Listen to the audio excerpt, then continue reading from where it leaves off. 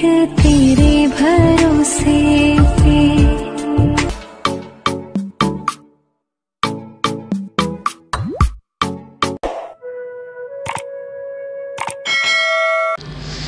Hello guys, welcome back to my channel. Friends, जैसा कि मैं आपसे कह रही थी कि कुछ बातें मैं आपसे करूँगी, तो वही बातें मैं आपसे करने वाली हूँ। और हो सकता है आप लोग मुझे फिर से बैड कमेंट करोगे कि जब देखो तब लेके बैठ जाती हो, लेकिन आज कुछ चीज़ें मैं आपसे शेयर करना चाहती हूँ, तो वो करने वाली हूँ। काफ़ी दिन पहले आप लोग जानना चाहते थे मेरी लाइफ पहले कैसी थी शादी से पहले, तो वही चीज़ मैं शेयर करूँगी। थोड़ी सी वीडियो अगर लंबी हो जाए तो माइंड ना करिएगा। मैं कोशिश करूँगी कि बहुत लंबी ना हो, कम समय में अपनी सारी बात रख सकूँ। तो मेरी मम्मी की शादी जब मम्मी मेरी इंटर में पढ़ती थी तभी हो गई थी। मेरे पापा शादी नहीं करना चाहते थे, बट उनकी शादी हो गई, करा दी गई थी। मेरे पापा के मम्मी पापा नहीं, मेरे पापा ने ना लाइफ में बहुत ज़्यादा स्ट्रगल किया है, बहुत ज़्यादा। हो सकता है ये कई पार्ट में वीडियो हो सकता है जाए, तो मैंने सोचा कि मैं अपनी लाइफ की ये बातें भी आपसे शेयर करती हूँ। मेरे पापा ने बहुत ज़्यादा स्ट्रगल किया है फ्रेंड्स अपनी लाइफ में। मतलब कि मेरे पापा ऐसे मतलब कि थे कि अपना खुद का वो कमाते थे और खुद पढ़ते थे। मेरे पापा की मम्मी तभी ख़त्म हो गई थी जब उन्होंने अपनी दूसरी बेटी को जन्म दिया था। मेरे पापा की एक बहन भी थी छोटी, लेकिन मेरे दादाजी जो थे वो जो है उतना बच्चों पालने में, जहाँ आप लोग जानते हो आदमी लोग उतना बच्चों पालने में पहले ध्यान नहीं लगा पाते थे। जबकि मेरे दादाजी की बहुत अच्छी खासी जॉब थी, जो कि रेलवे में थे मेरे दादाजी, तो बहुत अच्छी जॉब थी मेरे दादाजी की, और काफ़ी सारी ज़मीन भी थी उनकी गांव में। लेकिन हाँ, तो फिर हुआ ये कि मेरे पापा ने अपनी पढ़ाई इस ट्यूशन दे के अपनी पूरी की, अपनी सारी पढ़ाई पूरी की। दादाजी बिल्कुल भी ध्यान नहीं रखते थे पापा का, तो इसीलिए पापा मेरे कहते थे मेरे पापा होना ना होना एक बराबर है, बचपन में कहते थे सबसे, क्योंकि दादाजी बिल्कुल भी ध्यान नहीं रखते थे। तो मेरे पापा ने किसी तरह से अपना जो है पढ़ाई पूरा किया, और खाना वाना उनको पड़ोसी एक हैं वो खिला देती थी। राजापुर में हमारे एक पड़ोसी थे, वो खिलाती थी, उन्हीं के घर पापा रहते थे। पहले घर भी नहीं था अपना, वहाँ पे झोपड़ी बनी थी पहले। धीरे धीरे दादाजी ने जो है अपना घर बनवाया, और इसके बाद जो है फिर भी दादाजी कोई मतलब नहीं रखते थे। पापा की मेरी शादी हो गई तब भी उतना कोई मतलब नहीं रखते थे मेरे दादाजी। पापा मेरे अपने बलबूते पे ही वकील बने, अपने बलबूते पे ही एडवोकेट बने, लोअर कोर्ट के एडवोकेट बने अपने बलबूते पे पढ़ लिख कर।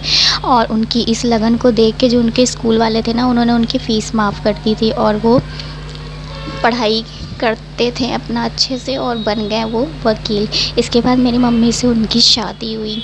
शादी होने के 4 साल बाद फिर मैं आई, और मैं 4 साल बाद आई थी तो बहुत ज़्यादा खुशी थी, इसीलिए मैं सबकी लाडली थी। सब मुझे बहुत प्यार करते थे, बहुत लाड लड़ाते थे। घर की पहली बेटी मैं थी, तो इसलिए सब मुझे बहुत प्यार करते थे।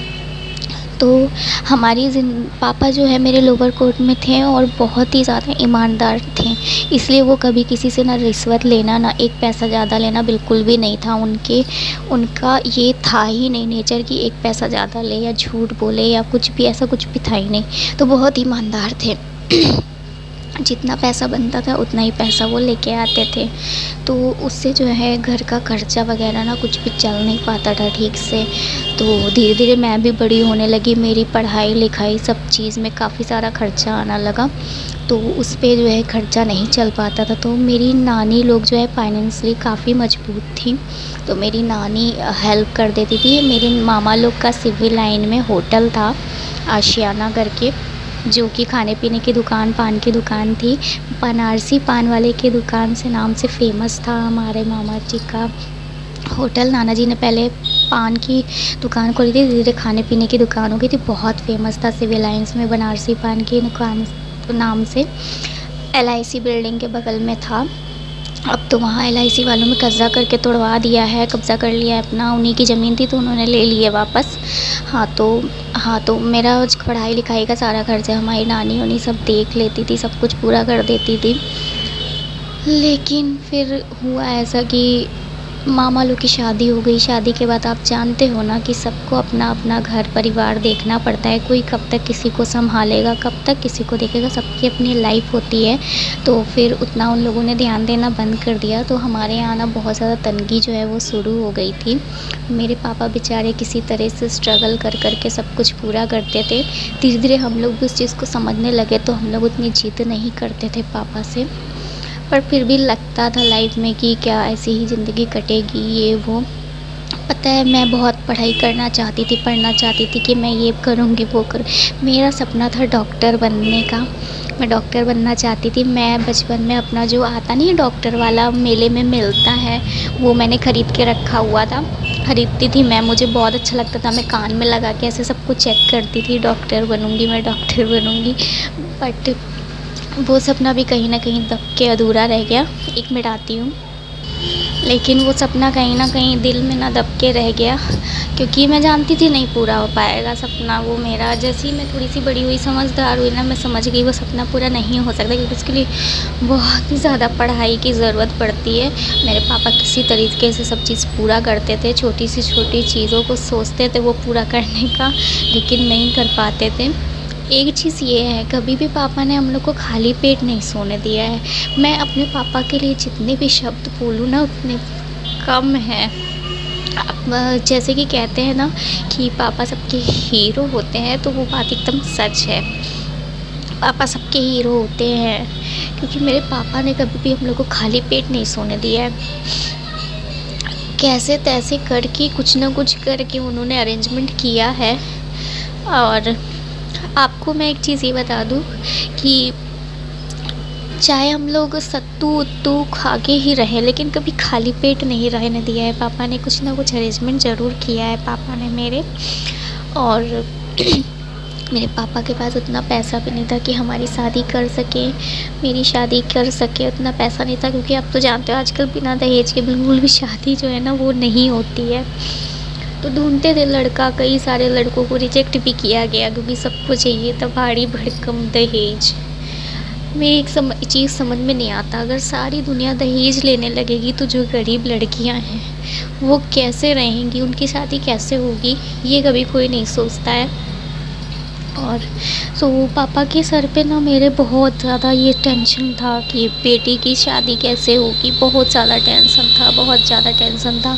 आगे पढ़ना चाहती थी मैं किसी तरह से। पापा ने मेरी इंटर की पढ़ाई पूरी कराई थी, इंटर तक मुझे पढ़वाया था, और मैं आगे भी पढ़ना चाहती थी, बट नहीं पढ़ पाई।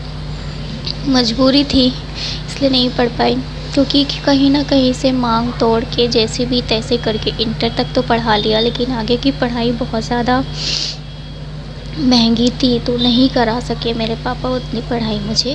फिर शादी के लिए लड़का ढूंढने लगे तो वही 10-15 लड़के कम से कम पापा मेरे देख डाले। मैं आपको बताऊं, मुझे मिस्त्री तक का रिश्ता आया है, इलेक्ट्रॉनिक तक का रिश्ता आया है। आप सोचो कैसे कैसे रिश्ते मुझे आए हैं। लेकिन मेरे पापा ने सारे रिश्तों को मना कर दिया कि नहीं, मेरी बेटी गरीब है, लेकिन मैं मिस्त्री या इलेक्ट्रॉनिक से ना, मैकेनिक से या सब चीज़ों से शादी नहीं कराऊंगा तो किसी अच्छे लड़के से ही शादी कराऊंगा। कोई और होते तो शायद करा देते, लेकिन मेरे पापा ने कहा नहीं, मैं कुछ भी हो जाएगा, लेकिन मैं मिस्त्री उस्त्री से तो शादी नहीं कराऊंगा अपना बेटी की। बहुत से गांव के भी मेरे रिश्ते आए मेरे लिए, गांव से भी मेरे लिए बहुत से रिश्ते आए थे, लेकिन गांव में ना मैं नहीं करना चाहती थी, क्योंकि आप समझ सकते हो मैं हमेशा से शहर में रही पली बड़ी, तो गांव में जो है नहीं एडजस्ट कर पाती मैं, तो इसलिए मैं नहीं करना चाहती थी। लेकिन अगर पापा कहते तो मैं कर लेती। लेकिन उस चीज़ को ना मेरे पापा भी जानते थे कि ये गांव में शादी बिल्कुल भी करना नहीं चाहती है, इसको नहीं पसंद है गांव में। ऐसा नहीं है कि मुझे गांव की लाइफ नहीं पसंद है, लेकिन मैं एडजस्ट नहीं कर पाती, मैं जानती हूँ नहीं एडजस्ट कर पाती मैं। वो चीज़ मेरे पापा भी जानते थे, इसलिए पापा ने गांव के रिश्ते सारे मना कर दिए।